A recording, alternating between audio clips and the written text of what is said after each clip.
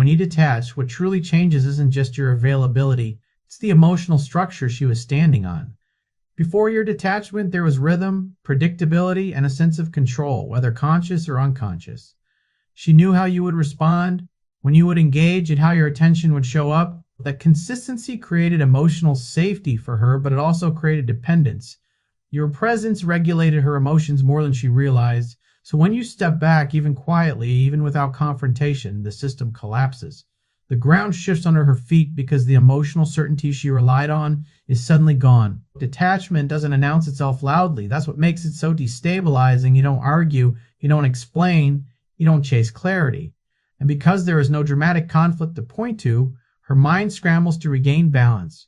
She begins searching for the missing signal, the emotional cue that used to reassure her. When it doesn't come, anxiety fills the gap. Control dissolves into confusion. What once felt secure now feels unpredictable, and unpredictability is emotionally terrifying. Your detachment removes her ability to manage the emotional environment.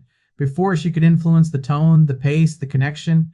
Now, her efforts don't land the same way. She may reach out subtly, then more directly, and emotionally testing to see if the old levers still work. When they don't, frustration builds. The realization starts to form. She no longer knows where she stands with you. That uncertainty is the spark that ignites emotional chaos. What intensifies this breakdown is that detachment forces her inward. As long as your attention was present, her emotions could be projected outward onto you, the relationship, the dynamic.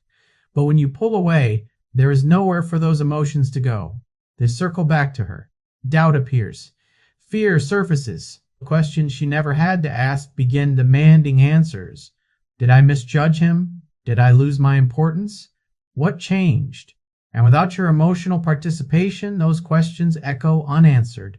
This is where control truly collapses. Emotional control depends on feedback. When feedback disappears, regulation fails. She may oscillate between confidence and insecurity, calm and agitation, detachment and desperation. The breakdown isn't about you leaving. It's about her losing emotional stability that was externally supported. Your absence exposes how much balance was borrowed rather than built. Importantly, this disruption doesn't come from cruelty or manipulation. It comes from contrast. Your calm distance stands in sharp opposition to her internal turmoil. You are steady while she feels shaken. That imbalance is deeply unsettling because it reverses roles. She is no longer the emotional anchor. She is the one drifting. And as this continues, the breakdown deepens not because you did something wrong, but because you stopped doing what she subconsciously depended on. Detachment removes the illusion of control and replaces it with emotional accountability. She can no longer regulate herself through you. She has to face what rises in the silence. This is the moment where everything changes. When you go silent, it doesn't register as neutrality. It registers as volume. Silence is not empty to someone emotionally invested. It is amplified, interpreted, and dissected. Where words once existed, her mind now fills the space.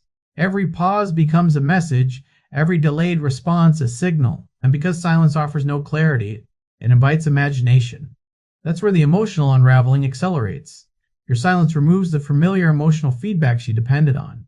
Before, your reactions, whether reassurance, engagement, or even disagreement gave her a sense of orientation. She knew where she stood because your words reflected it back to her. When those words disappear, so does that mirror. She begins searching for meaning in absence, and absence is never neutral in an emotional mind. It's threatening. It feels like rejection even when it isn't explicitly stated. Without verbal confirmation, her thoughts begin looping. She replays past conversations, scanning for mistakes, missed signals, or moments where she may have lost you. What was once casual becomes critical. Innocent exchanges are reinterpreted as warnings. The mind, desperate for certainty, turns inward and becomes its own interrogator. Silence forces her to become both the question and the answers are rarely kind. What makes silence so powerful is that it removes correction. When you're present and responsive, misinterpretations can be resolved quickly. When you're silent, nothing interrupts the spiral. Each assumption builds on the last, growing heavier, darker, more convincing. She may tell herself she's overthinking, but the silence persists and so does the fear. Over time, the silence begins to feel intentional, personal, and final. Emotionally, this creates pressure. The longer the quiet lasts, the more urgent her need becomes to break it. She may test the silence, sending a message, making a comment, creating an opening just to see if you'll respond the way you used to. When your response is minimal or unchanged, the silence grows louder. It confirms her worst suspicions, even if they aren't true. The breakdown doesn't come from what you say, it comes from what you don't. Silence also shifts power in a way words never could. Silence also shifts power in a way words never could. When you stop explaining, justifying, or engaging emotionally, you stop feeding the dynamic that kept her emotionally grounded. She can no longer predict your reactions, and unpredictability destabilizes attachment. She may swing between emotional restraint and sudden vulnerability, trying to revoke a reaction, any reaction to restore the emotional noise she once relied on. Internally, this feels like standing in a room where the lights suddenly go out. Nothing has physically changed, but everything feels unsafe. Her emotions become hypersensitive. Small things trigger large reactions. The quiet becomes unbearable because it forces her to sit with uncertainty, and uncertainty is the breeding ground of emotional distress. Your silence doesn't accuse, argue, or defend. That's why it's so confronting. It leaves her alone with her thoughts, and those thoughts grow louder the longer you remain still. She's no longer responding to you, she is reacting to what the silence makes her feel about herself. And eventually the weight of that silence demands resolution. When validation disappears, it doesn't fade gently. It collapses abruptly. What she once received through your words, your attention, your engagement, was more than affection. It was confirmation. It told her she mattered, that she was seen, that she held significance in your emotional world. Over time, that validation becomes a stabilizer, something she unconsciously leans on to regulate her sense of self. So when your detachment cuts off that supply, it doesn't just feel like distance, it feels like loss of identity. Without your affirmation, her internal dialogue changes. Where there was confidence, there is now questioning. Where there was ease, there is now self-monitoring. She begins measuring herself against the absence you've created, wondering what she did wrong or what she lacks now that your validation is gone. The silence or emotional neutrality you offer becomes a mirror she can't read, and that uncertainty erodes her emotional footing. Validation works quietly. It reassures without announcing itself. It reinforces worth without demanding attention. That's why its absence is so disorienting. She may not immediately recognize that what she's missing is validation. She only feels the emotional emptiness it leaves behind. And that emptiness is uncomfortable. It invites insecurity, comparison, and self-doubt to rush in and fill the space. As this continues, her emotional responses intensify. Small triggers provoke larger reactions because the internal support system is no longer stable. She may seek reassurance indirectly, fishing for reactions or emotional cues from you. When those efforts don't restore what's missing, frustration turns inward. The breakdown deepens not because she needs you, but because she no longer feels anchored in herself without your feedback. What makes this collapse especially powerful is that validation once felt effortless. It flowed naturally through shared moments, conversations, and connection.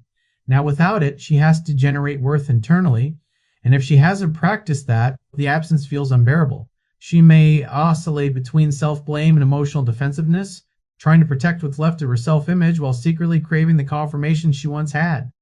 Emotionally, this creates a vacuum. And emotionally, this creates a vacuum. And emotional vacuums don't stay empty. They pull in fear, anxiety, and a sense of inadequacy. She may start comparing herself to others, questioning whether someone else has replaced her role in your emotional life. Even if no one has, the lack of validation makes the possibility feel real. Her mind looks for explanations, and the easiest one is often the most painful. Your detachment removes the reassurance she used to steady herself. And at your head purse, her emotional system works overtime, trying to regain balance. This is where the collapse becomes visible through heightened emotions, sudden vulnerability, or emotional withdrawal of her own. It's not manipulation, it's destabilization. She is reacting to the sudden absence of something that quietly held her together. What's important to understand is that validation loss doesn't just hurt, it exposes. It reveals how much of her emotional security was external rather than internal. Your distance forces her to confront that imbalance, and that confrontation is rarely graceful. It's messy, emotional, and overwhelming. And when validation is gone, the emotional collapse is no longer avoidable. When you detach, something subtle but powerful shifts beneath the surface. The balance of emotional power changes, not through dominance or confrontation, but through absence. Before, Emotional influence flowed in a familiar direction. Your reactions, your engagement, your investment made the dynamic predictable. She knew how to move within it, how to affect it, how to feel secure inside it. But detachment disrupts that structure. When you stop responding the same way, stop adjusting, stop emotionally compensating, the center of gravity moves and she feels it immediately. This shift creates inner conflict because it's not openly declared. There is no conversation announcing a change in roles. There is no clear moment she can point to and say, "This is when I lost control." Instead, it unfolds quietly. Her usual emotional strategies don't land. Her words don't create the same response. Her presence doesn't carry the same weight. And that realization is deeply unsettling because emotional power isn't about control over another person. It's about influence over the connection itself. As that influence fades, confusion sets in. She may question whether she's imagining things at first. Then she tests the dynamic. She may assert herself emotionally, pull back herself, or increase vulnerability, trying to reestablish the balance that once existed. When none of those attempts restore the old dynamic, frustration builds. The internal conflict sharpens. She wants stability, but she also wants control. Attachment denies both. What intensifies the struggle is the contrast between her internal state and your external calm. While she feels destabilized, you appear grounded. That imbalance amplifies her discomfort. It feels unfair, disorienting, and threatening. She may interpret your steadiness as indifference, even though it's simply self-regulation, and that perception fuels emotional reactions. Not because she wants conflict, but because conflict feels preferable to powerlessness. The loss of emotional influence often triggers defensive responses. She may become emotionally reactive, questioning, or even confrontational, not to push you away, but to regain footing. Emotional power once allowed her to feel secure in the bond. Without it, she feels exposed. And exposure brings fear. Fear of losing relevance, fear of losing connection, fear of no longer being able to affect the outcome. This inner conflict is exhausting. She may feel torn between holding on to dignity and reaching out for reassurance, between staying composed and expressing distress, between letting go and trying harder. The shift in power doesn't give her a clear path forward, it leaves her suspended in uncertainty. And uncertainty erodes emotional stability faster than loss itself. What's crucial here is that this power shift is not something you enforce, it's something that naturally occurs when you stop overfunctioning emotionally. When you no longer adjust your behavior to manage her emotional state, you reclaim internal equilibrium. And in doing so, you remove the structure that once made her feel secure. That doesn't make you cold, it makes the imbalance visible. As the conflict deepens, she may externalize blame or internalize doubt. Either way, the emotional tension grows. The breakdown emerges not from losing you, but from losing the role she played in the dynamic. She is no longer the emotional stabilizer or influencer, and that identity shift is destabilizing. This moment forces a reckoning one she cannot avoid. When you detach, you don't just remove yourself from the present moment, you unintentionally activate the past. Your distance has a way of reaching into places she thought were healed, settled, or buried.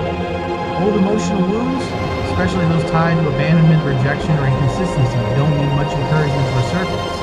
They wait for a familiar signal, and detachment is one of the strongest triggers there is. What makes this so intense is that the reaction often feels disproportionate to the situation. From the outside, it may look like she's overreacting to space, silence, or emotional neutrality, but internally, she's not responding to just you. She's responding to a history of moments where connection felt uncertain, where closeness was followed by loss, where emotional safety disappeared without warning. The detachment mirrors those earlier experiences, even if unintentionally, and the body remembers before the mind can reason. These attachment wounds operate below logic. She may understand intellectually that space doesn't always mean abandonment, but emotionally her nervous system doesn't register that distinction. It reacts as if something essential is being taken away. Fear surfaces quickly, anxiety sharpens, a sense of threat feels real because it once was, and now your distance feels like confirmation of an old story she never fully resolved. As these wounds resurface, her emotional responses may seem contradictory. One moment, she may withdraw, trying to protect herself from anticipated pain. In the next, she may reach out intensely, seeking reassurance or closeness. This push and pull isn't manipulation, it's a nervous system caught between self-protection and attachment. She wants relief from the fear, but she doesn't know which direction will provide it. The detachment removes the emotional buffering she used to keep these wounds quiet. The connection was consistent, that mask the underlying fear. But without that consistency, the fear has nothing to hide behind. It rises to the surface, demanding attention. She may start questioning not just the relationship, but herself. Why does this affect me so much? Why can't I stay calm? Those questions add shame to fear, intensifying the breakdown. What's particularly destabilizing is that these wounds often come with deeply ingrained beliefs about worth, lovability, and security. The distance may unconsciously reinforce thoughts like, I'm not enough, or people always leave when I get close. Even if you've never said or implied these things, the wound supplies its own narrative, and once activated it feels convincing. Emotionally, this is overwhelming. She isn't just losing connection in the present, she's reliving emotional loss from the past. The breakdown becomes layered, complex, and hard to articulate. She may struggle to explain why she feels the way she does, which can lead to frustration, emotional outbursts, or complete shutdown. The intensity comes from accumulation, not exaggeration. Your role in this isn't as the cause, but as the catalyst. Detachment shines a light on what was already there, but unexamined. It forces unresolved attachment patterns into awareness. And awareness, before healing, often looks like chaos. The emotional system resists change before it adapts to it. This is the point where the past and present collide and something has to give. An emotional breakdown is often mistaken for an ending, but in reality, it is a threshold. By the time this point is reached, everything that could be ignored has already surfaced. The silence, the loss of validation, the shift in power, the resurfacing of old wounds, all of it converges here. This moment isn't random, and it isn't meaningless.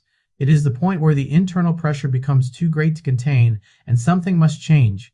What makes this breakdown a turning point is that it removes denial. Before Percy, discomfort could be rationalized, anxiety could be blamed on circumstances, emotional instability could be dismissed as temporary. But now the emotional weight is undeniable. She can no longer pretend she's unaffected. The breakdown forces clarity, even if that clarity is painful. It demands that she confront what your detachment has revealed about her emotional patterns, dependencies, and unmet needs. At this stage, there are only two directions available: growth or escalation. Growth begins when she turns inward instead of outward, when she stops trying to restore the old dynamic and starts questioning why it was necessary for her emotional stability in the first place. This path is uncomfortable because it requires accountability. It asks her to build internal regulation instead of borrowing it from someone else. It asks her to sit with discomfort without immediately trying to eliminate it through connection. But growth doesn't happen instantly. Before it does, escalation often appears. Escalation looks like emotional pursuit, confrontation, or attempts to force resolution. It's the last effort to regain the familiar. The mind resists change, especially when change threatens identity. And for her, the identity tied to the connection, the role she played, the influence she had, the reassurance she received, feels like safety. Letting go of that feels like losing part of herself. Your detachment is what makes this unavoidable. Because you don't rush in to soothe, fix, or explain. The emotional system has no external escape. That's why this moment is so powerful. You're no longer participating in emotional regulation on her behalf. And in that absence, she is forced to either rise to the task herself or collapse under the weight of avoiding it. This is where self-awareness is born. Not gently, but through friction. The breakdown strips away illusion and exposes how much emotional stability was conditional, how much security came from outside rather than within. And while that realization hurts, it is also liberating because once seen, it cannot be unseen. If growth occurs, it looks like recalibration. Emotions settle, reactions soften, the need to control the connection fades. She begins to rebuild from a more grounded place, whether that includes you or not. If escalation continues, the breakdown intensifies until exhaustion forces surrender. Either way, the old dynamic does not survive, it can't. The breakdown ensures that. This is why detachment is such a powerful catalyst. Not because it punishes, but because it reveals. It doesn't create the emotional imbalance, it exposes it. And once exposed, the system must reorganize itself. This is not the end of the story. It's the moment where the story finally changes.